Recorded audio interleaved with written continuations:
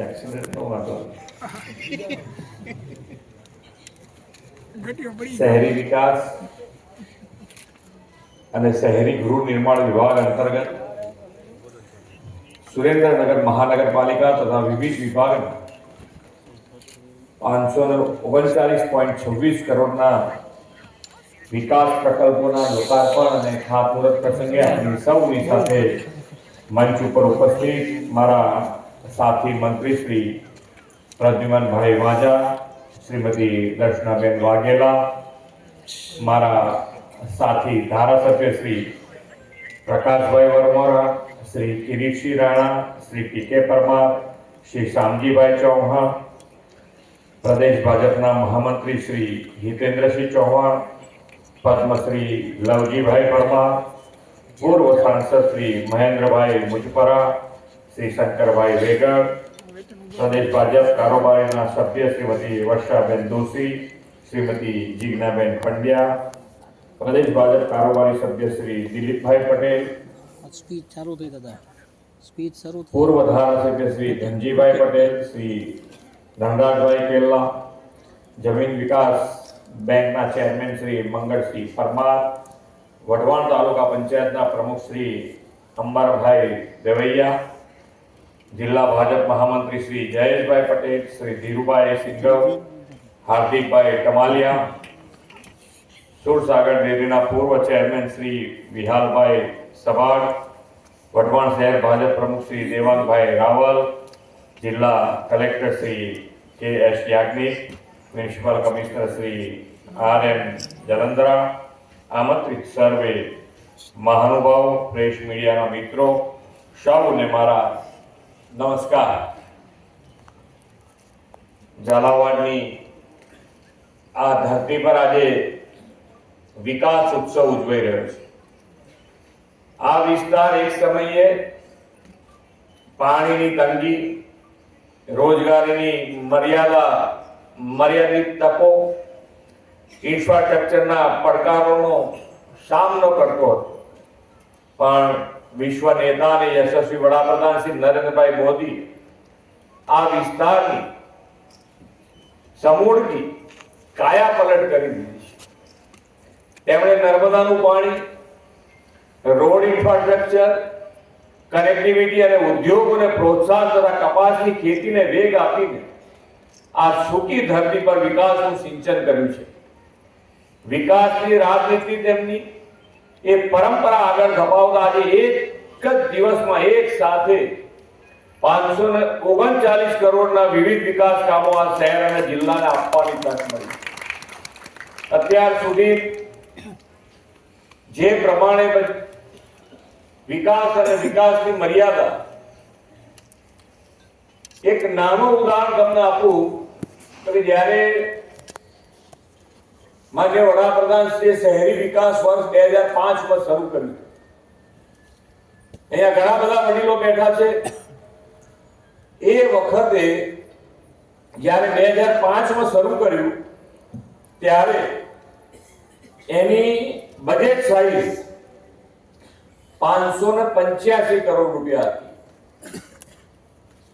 શહેરી વિકાસ વર્ષ જ્યારે 2005 શરૂ કર્યું ત્યારે 585 કરોડ રૂપિયા હતા. અને આજે જ્યારે આપણે ગયા વર્ષે 2025 નું વર્ષ શહેરી વિકાસ વર્ષ ઉજવ્યું ત્યારે આપણું બજેટ 30,000 કરોડ રૂપિયા છે. 30,000 કરોડ. જે કામ તમારે જોઈએ એ કામ તમે આયોજનબદ્ધ રીતે,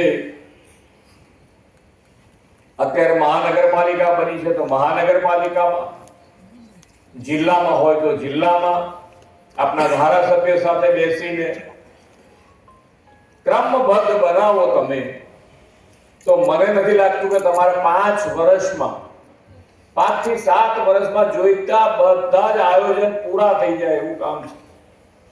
આટલું મોટું બજેટ છે, તમારે વાપરવાનું તમારે છે, પણ આયોજન દર વર્ષે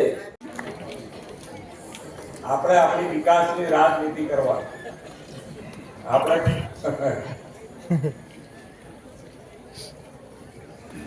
કોર્પોરેશન અને જિલ્લો બંનેમાં ખૂબ સારી રીતે આજે 539 કરોડના કામ અને એમાં મુખ્ય કામો શિક્ષણ માટે, હેલ્થ માટે અને પાણી માટેના ખૂબ મોટા આયોજનો અહીં અંદર લેવામાં આવ્યા છે.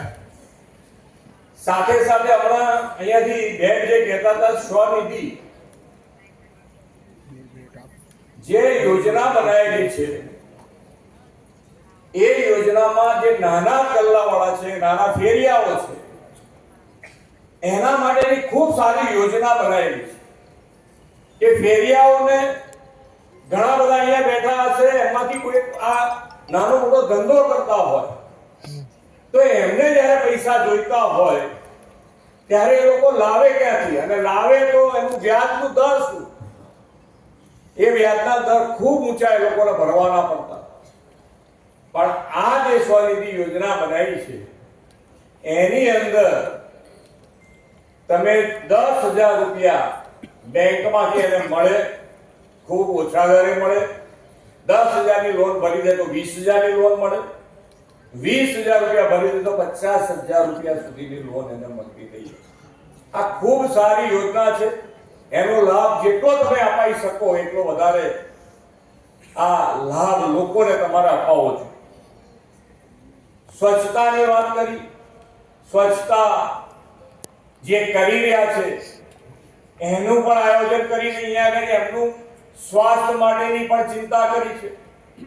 સ્વચ્છતા એ આપણો સ્વભાવ બનવો જોઈએ કે ભાઈ જ્યારે આપણે ક્યાંક સ્વચ્છતાનું ધ્યાન રાખવાનું આવે તો એ સ્વચ્છતાનું ધ્યાન આપણે કેવી રીતે રાખી શકીએ આપણા સ્વભાવમાં હોય. ઘણી વખતે આપણે ગાર્ડનમાં બેઠા હોય કે ક્યાંય પણ જાહેર સ્થળ ઉપર બેઠા હોય તો આજુબાજુ આપણે જોઈને આપણો વિચાર કરતા હોય છે સ્વચ્છતા માટે કે ભાઈ આજુબાજુ વાળા ક્યાંક પડીકું મૂકીને જતા રહે નાસ્તો કર્યા પછી, તો આપણે શું કરવાનું? પણ આપણે એની સામે જોયા વગર આપણે શું કરવાનું? આપણે આપણું પડીકું કચરા ડસ્ટબિનમાં નાખીએ તો જ એની અંદર મોટો બદલાવ આવી શકે. કોઈનું જોવાથી આપણને એ બદલાવ ના લાવી શકે. પણ જેટલા તમે સૌનો સાથ, સૌનો વિકાસ, સૌનો વિશ્વાસ, સૌના પ્રયાસ મંત્ર સાથે આપણે આગળ વધતા હોઈએ ત્યારે બધા સાથે મળીને કામ કરીએ, સ્વચ્છતા માટેનું કામ પણ જો ધ્યાન રાખીએ, આપણો સ્વભાવ બનાવીએ તો આપણું શહેર જે અત્યારે સ્વચ્છતામાં ધ્યાન રાખી રહ્યું છે એમાં ખૂબ મોટો બદલાવ આવી છે. આપણને બધાને એની અંદર રસ પડતો થઈ ગયો છે કે ભાઈ ના, સ્વચ્છતા આપણને બધાને ગમતી થઈ છે, પણ છતાંય ક્યાંક આપણે નાની મોટી આપણે જાતે ભૂલો કરી નાખીએ છીએ.